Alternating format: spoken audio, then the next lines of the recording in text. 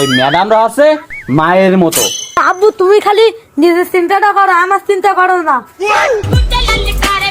ਕੱਲ ਮੈਨੂੰ ਇੱਕ ਕੁੜੀ ਮਿਲੀ ਜਿਹਦੇ ਗੱਲਾਂ ਦੇ ਵਿੱਚ ਟੋਏ। ও গিট্টু রাব্বা, ও গিট্টু রাব্বা, কি হইছে? শালার বর মহিলা আবার পিছনতে কানছে মারি ডাকো কেন? খুসা মারি কি হইছে? ডাকবো না তা কি? ওই বাজার সদাই নি, বাজার সালিশ করবা না? আজকের দিন গেলি কালগি রোজা, ইফতারি বাজার সদাই করবা না নাকি? ওই বাজার সওদা, ওই বাড়ি দেখলাম ওই র্যাকে ওই শুটকু লম্বা লম্বা মুলু আছে, ওই সুন্দর রাত্রে ওই ভাজবা, আর ওই শেষ রাত্রির ওই শুটকি মাছ আছে, ওই ফাইন করে মরিচ দিয়ে ভর্তা করবা, ওই গেলবো, ওই গিলি রোজা থাকবো, বুঝতে পারিস? আর মিশি বলে কি ওই শুটকু ওই মুলু টুলু খাই কি রোজা থাকা যায়? যাবে না যাবে না, ওই ওই ওই রান্না করো, আমি চলে গেলাম, আমি ফল খেলতে চলে বুঝলে গেলাম। ভাই সেই রাত্রির গান ধরবা কনে অত কথা বুঝিনি, তুমি বাজার করনি সুদাও। ওই বাজার করার পয়সা আমার কাছে আজকে হবে না নে, ওই ফল খেলি সব শেষ করেছি, আমি চলে গেলাম। তাহলে খড় খুলি না শেষ করিছে, তার একটা বিষয় ছিল।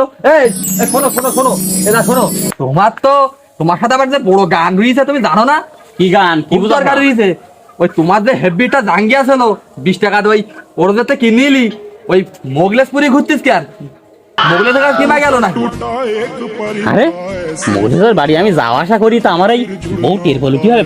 জাঙ্গিয়া কি পাল্টা পাল্টি হয়ে গেল নাই নাকি? বললাম না তো শেষ রাত্রির। আরে জাঙ্গিয়া তো পড়া ছিল আমার প্যানের ভিতরে, তা আমার বউ টের বলো কিভাবে?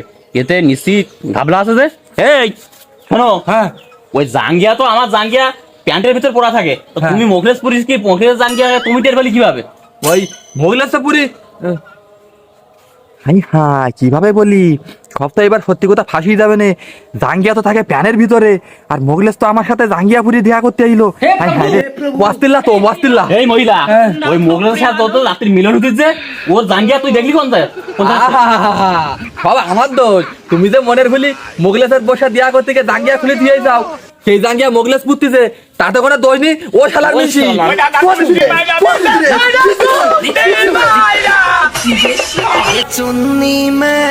चुन्नी में परफ्यूम আব্বু আব্বু আরে আমার গিট্টু বাড়ি এই যে স্কুল থেকে, তা গিট্টু পড়াশোনা ভালো মতো করিস তো? হ্যাঁ, আচ্ছা আচ্ছা। আজকে আমাদের স্কুলে একটা ম্যাডাম আইছে, সে খুব সুন্দর দেখতে আর ভালো করে পড়ালেখা করায়, জানো? হিসি বাপ শোনো, আমার তাকাও, ওই ম্যাডামরা আছে মায়ের মতো, বুঝতে পারিস? এভাবে বলতে নেই। হ্যাঁ আব্বা, ম্যাডামরা মায়ের মতো। আম্মা বলতেছে, আব্বা বলতেছে, আব্বু তুমি খালি নিজের চিন্তাটা করো, আমার চিন্তা করো না। মানে কি আবার বললো নিজে চিন্তা করো, আমার চিন্তা করো না? কি ওলট পলট করা লাগছিস যে? আমি কেন মরি না? তা বাপ গিট্টু শোনো, ওই তোমার স্কুলে আজকে তোমার রেজাল্ট পাবলিশ হয়েছে, তা দাও দিন দেখি শিট টিট কত কিংবা নাম্বার পাইছাও, এই নাও, দাও শিটটা দাও। দাও বাবা দাও, ওই দেখি। আরে বাবা গিট্টু, বাবা, সাবাল গিট্টু যে ভালো রেজাল্ট করিস যে, দেখো দেখো ভালো নাম্বার। আরে তুমি থামো, তুমি বোঝো না আন্দাজে বলতে চাও? গিট্টু আব্বা, তা সে নাম্বার কই? সে 18 নাম্বার পাচ্ছিনি তো, সে নাম্বারটা কই? কেন গিট্টুর বাপ? ওখানে তো সব নাম্বারই এ প্লাস, আসল নাম্বার মানে তো বুঝলাম না। কই সে 18 নাম্বার আনতে বললাম, সে নাম্বার কই? আম্মা, আব্বা স্কুলে সে ম্যাডামের নাম্বার চাইলো।